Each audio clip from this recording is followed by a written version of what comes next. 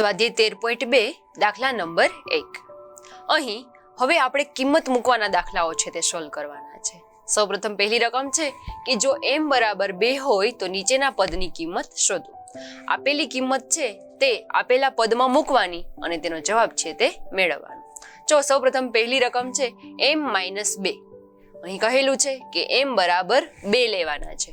તો અહીંયા થશે કે m ની બદલે જો 2 મૂકીએ, બાકીના બધા જ પદ છે એ જ ઇટ ઇઝ રાખવાના. તેની નિશાની પણ જે હોય તેની તે જ મૂકવાની. તો m ની બદલે માત્ર 2 મૂકીએ, -2 એઝ ઇટ ઇઝ. અહીંયા કૌંસમાં લખીએ કારણ કે m બરાબર 2 લેતા.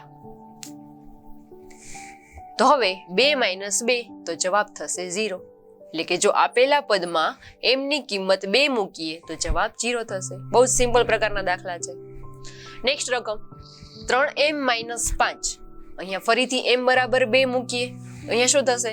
તો કે 3 કૌંસની અંદર 2 - 5 કારણ કે m બરાબર 2 લેતા.